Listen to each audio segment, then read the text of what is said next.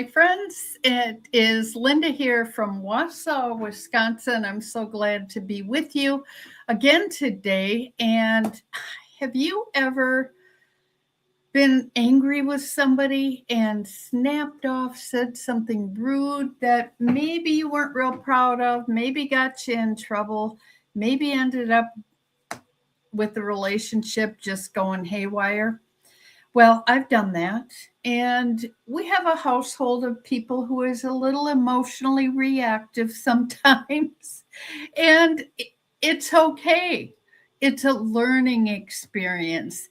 But I'm going to talk about how to actually overcome some of these challenges that we have with dealing with other people who might irritate us, who might give us what we want when we want it. That oftentimes is what causes anger. And look at the devastation of what anger causes. That's what we're going to talk about today. Father, thank you for bringing people here today to listen to this message. Anger is something that hurts us all. Help us, Lord, to be patient, kind, understanding, and listen to what you have to say. In Jesus' name, amen. Well, anger, yes, it is a challenge for all of us. Why do we get angry? I've been a counselor now 35 years, and I deal with this every day. There isn't a day that goes by that I don't talk to someone who struggles with anger, or whether it's anger at themselves, at someone else, because we do get angry at ourselves. Oh, I should have done that, or why did I do that, or that was so stupid. We do things, but why? Why do we do things? Well, we have to do a few different things, and one of them is prioritizing dealing with anger and being slow to anger. That's the key. How can we be slow to anger? For me, I have to prepare all day long. It's something that's why I've got a book coming out next week or on the 12th called The Three No Fail Habits, the 3G Method, to rewire and transform your brain, body, and spirit. This is a key to changing how we deal with people and our relationships. We have got to do things differently. We've got to practice being slow to anger. How do we do this? Well, guess what? Something new and different. Not really. The Bible has a lot of direction on this thing. And in James, this is James chapter 1, is the first thing I memorized. The whole book of James. At one time, my brain held the whole book of James. Not anymore. Not so much. I do have a few verses that have stuck, though. And this one, know this, my beloved brothers, let every person be quick to hear, slow to speak, and slow to anger. For the anger of a man does not produce the righteousness of God. We can't be angry at other people, and it's depending on the reason. Of course, there are times when anger is justified, just like Jesus turning over the table. But in the entire Bible, how many times do we hear about Jesus being angry? And yet I meet people who have anger problems, and they're like, well, Jesus turned the tables over in the temple. Well, a little bit different than somebody not giving you your way, or using a tone of voice that you don't like, or rolling their eyes at you. You know, as parents, we've probably all had children. If you've had a child who's gotten to teenage years yet, yeah, you'll get that. Trust me, you'll get that. Oh, Mom. We all get that. If you're an employer, you will probably get that at times. So we've got to deal with other people doing things that might make us angry. Don't take this thing and go, oh, yeah, so and so needs to hear this. Because if you are going to point your finger at somebody, you are probably got something inside of you that is like, that's not okay. Yeah, are you angry about it? Maybe you're not yelling and screaming and slamming doors. Maybe your anger isn't as bad or as obvious as someone else's anger, but anger hurts us all. And we all have it. Some of us internalize it, and it just festers and becomes that resentment that we eventually comes out in anger. Yeah, we may suck it up for a long time, and that's a little bit different, because being slow to anger doesn't mean that just because we're not reacting that we're not stuffing it. No, we really should process things and maybe be a little more patient. Here's the next one. That was number 1. For those of you who are just listening to a podcast and not watching this, number 2, understand the power of your words. My mom used to say, sticks and stones will break my bones, but words will never hurt me. Well, words can hurt. It hurts because our brain hears the message with everything, our eyes, with our ears. We hear the message, and then here's the problem. From our brain to step 2, we interpret that message. And if our interpretation is, oh, the way they said that, they're being rude, they're being angry at me, they're being disrespectful, we interpret whatever it is they do as a put down, as a negative, as condescending, or something that's making us mad or not giving us our way. Somebody just says no. Now we're all bent out of shape over it. Why? Because we're not getting our way. So that's the thing. So then there is power in our words, be they good or bad. There is power. But here's the good news. This is from Proverbs 15:1. A soft answer turns away wrath, but a harsh word stirs up anger. That's the key. It turns up anger. I'm hearing myself. My husband just turned on my videos. Hopefully that's not here. You're not hearing me twice. Proverbs 15:1. So, yeah, a soft answer turns away wrath, but a harsh word stirs up anger. So don't stir up anger. Don't make it worse. Don't come back with retaliation, which is number 3. Restrain your retaliation. For some reason, we seem to think that we've got to get back at them. We've got to get the last word in. We've got to convince them that our way is right and that they're being wrong and that they're stupid and that that's ridiculous and then that's whatever. I mean, think of how many words have you used? I know the words I have used. Oh, come on. Are you serious? That's ridiculous. How stupid can you be? I mean, I hate to admit that over the years, I have said those things. And it is, how selfish can you be? We just do that because it's a self-protection thing. It is something we do to let people know that we don't like being wrong. We don't like being challenged. We don't like being confronted or not getting our way. So that's the problem.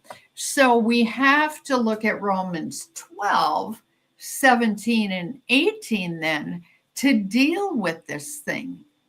And that is to repay no one evil for evil. Oh my gosh, this is so hard Because even if somebody is doing something wrong, for us to come back at them and shame them, yell at them, hurt them in some way, put that dig out, make that slam, slap them upside the head, whatever it might be, repaying evil for evil is not good. But so what does the word say? But give thought to do what is honorable in the sight of all, if possible, so far as it depends on you, live peaceably with all. Now that gives a little breathing room, and people are like, so far as it depends on you, if at all possible. And some people will say, it's just not possible. You don't understand. You don't know what they're like. It's impossible to deal with them without coming back at them. Well, probably not. It's one thing if somebody comes at you physically in anger and you protect yourself, but protecting yourself is different than retaliating.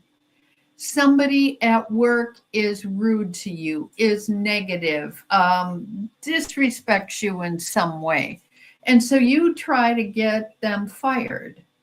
Is that retaliation just because they came out at you? I mean, again, where do we learn these things? Look at the government. Look at what we're dealing with. And we can just look around us. But this paying evil for evil, tit for tat, is just crazy.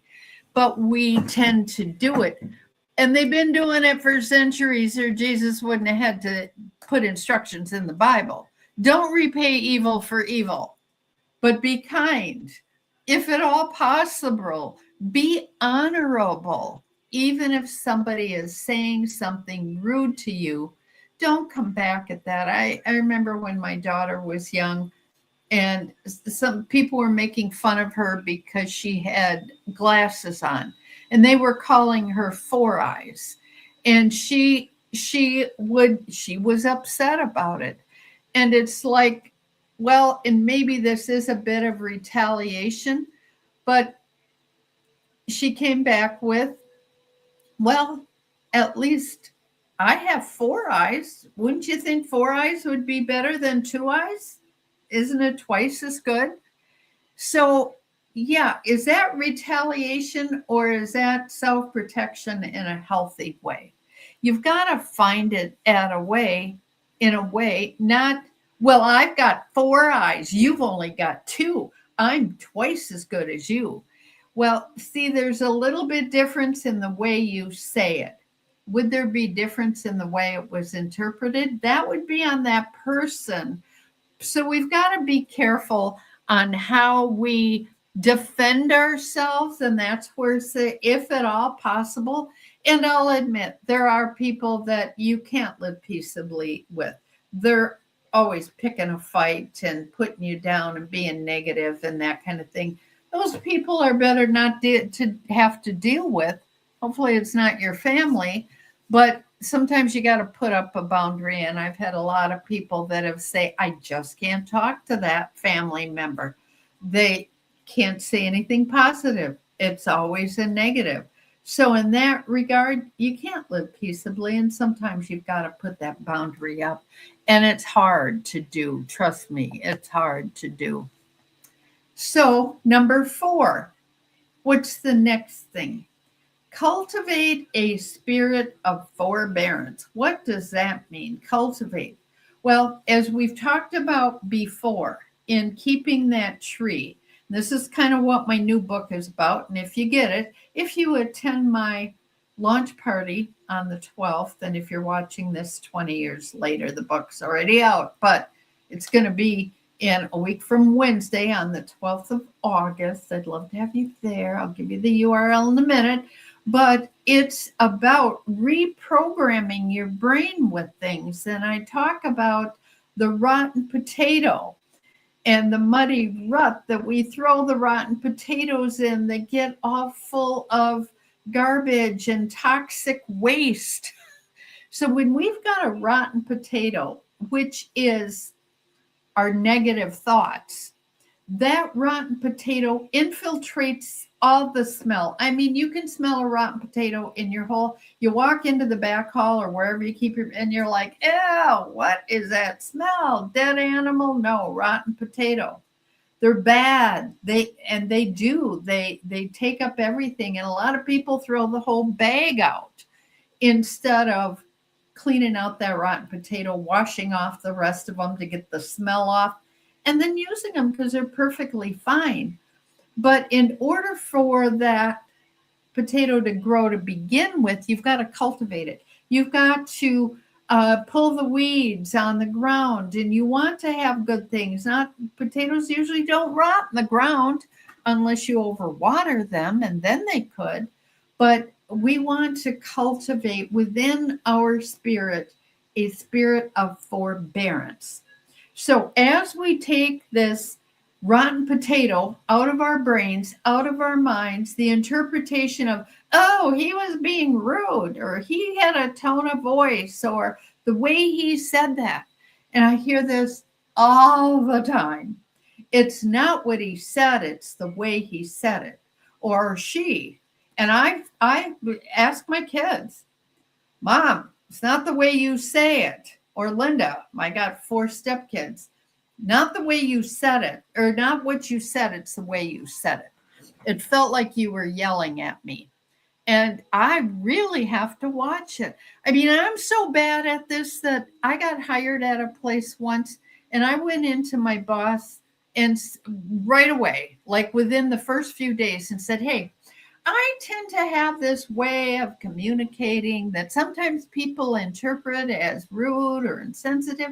I don't mean to come across that way. I just get excited about things and my voice elevates, or and I get passionate. So if that ever happens, you let me know. Oh gosh, 2 weeks later, Penny, one of my coworkers, goes to my boss. That new girl, that new lady, she is very rude. So he calls me, and Linda, you already had one. And so I have worked on this for years. I'm not there yet. I still have to have my husband, my housemates call me on it and go, gee, you really beat today. And yes, I do come across in that snippy, snotty way. So I am not speaking as someone who has mastered this, but I know what the problem is. It is my thoughts. And so to cultivate that spirit of forbearance, we have to go to God and say, God, help me take care of this negative thought that so and so upset me, so I don't have that rotten potato that is now infiltrating all of the fruits of the Spirit. So that's what this is, the spirit of forbearance. The Spirit of God is peace, patience, kindness, love, all that kind of stuff. And so we learn a little bit about that here in Colossians 3:13, bearing with one another, holding each other up. And if one has a complaint against another, guess what do? Forgiving each other as the Lord has forgiven you, so must you also forgive. Oh, are you serious? There's that eye rolling, that exasperating. Do I really have to forgive someone? Do I really have to be patient, forgiving and forbearing and holding them up and taking a deep breath and going, okay. The way you said that, honey, made me think that maybe you were upset with me in some way. Gosh, I'm sorry if that was the case. I'm wondering if we can talk about that. You can explain to me what I did that was so upsetting for you, and what can I do about it? What can we do about it? That gets a much different response than, oh, what is up with you? But I still do it, knowing it's not going to get me a good response. I know that, but yet it is that patience. It is back to this verse where it is Be slow to speak. Oh, that's a different one. Be slow to speak and slow to anger. Yeah, that's the one. Keep that one in mind, because we aren't going to have great relationships if we don't take initiative and forgive. Next one, last one. Seek victory through self-control. Oh, self-control. Oh my gosh, that's what I just showed you. Self-control is whoever is slow to anger is better than the mighty, and he who rules his spirit than he who takes the city. Better that is the person that is the mighty one up there, that is doing everything, that is head of the world, the country, not head of the world, God is head of the world. But if somebody is, it doesn't matter how big and important they are. The one who rules his spirit is better than he who even takes the city.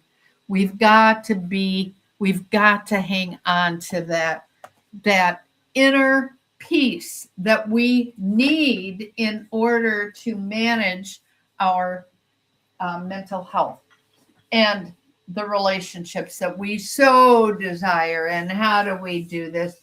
We do this through speaking to God, asking him and praying, and then listening and saying, God, what should I do? And here's 365 meditations for those of you who want to hear God answer life's toughest questions. You can get this book on Amazon, but in case the name's too long, I'm rolling it across the thing so you can see it. So what I do each week is I just flip this open. I know Jim, my husband, Ralph, my wonderful, wonderful husband, he reads this every day on Facebook and reads it out loud. So if you want that, that would be, you can just go there and listen. Otherwise, I just do this here. I open it up to wherever my finger stops and I start reading. Tell me if this is relative to what this message is. I don't know. It happens to be June 8th. Can you think of anyone better is what I call this. Step 3, made a decision to turn our will and our lives over to the care of God as we understood him. My challenge, as humans, we are always searching for some other person to solve our problems. When we are on the phone and we listen to what one person has to say, and if they don't give us the right answer that we want to hear, we go to someone else. We flit from one doctor to another, counselor to another, program to program, diet to diet, without even checking with our Creator to see if that is the direction to go. Are we ready to surrender to the only one who can really fix what's wrong with us first before we seek outside help? My hope was for God is at work in you to giving you the desire and the power to do what pleases him. That's Philippians 2:13. My prayer was, God, help me to stop searching the world for answers and turn my life over to you. So this problem I've been talking about, here's the answer. Speak to me, God.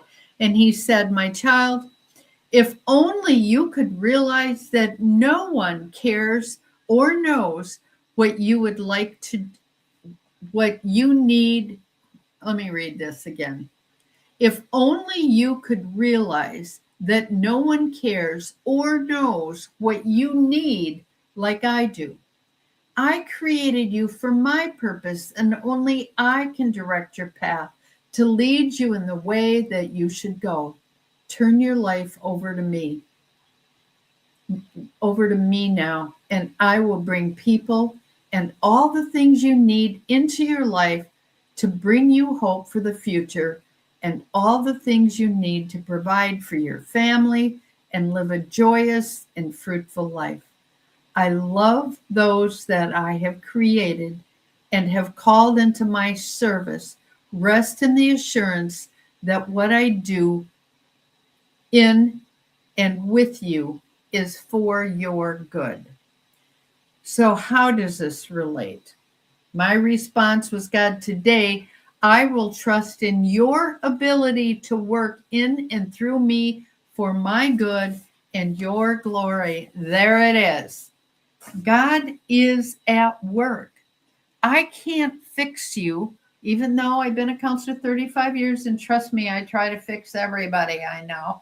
I want everyone to be happy and healthy and be of service and all of those goods. But only God can do the work that needs to be done, which is why I try to lead them to God and ask them to speak, have God speak to them. In my new book, 3 No Fail Life Habits, the 3G Method to Rewire and Transform Your Brain, Body, and Spirit, my book launch for this is coming up on the 12th. And this is now scrolling across the bottom in case you forget the title of it. You'll be able to get it on Amazon on the 12th.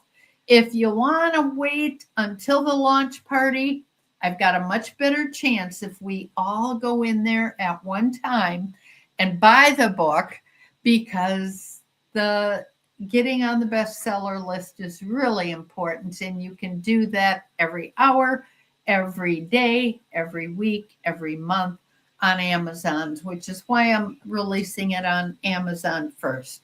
It makes a difference. It makes an even bigger difference if you go in and do comments and reviews on that.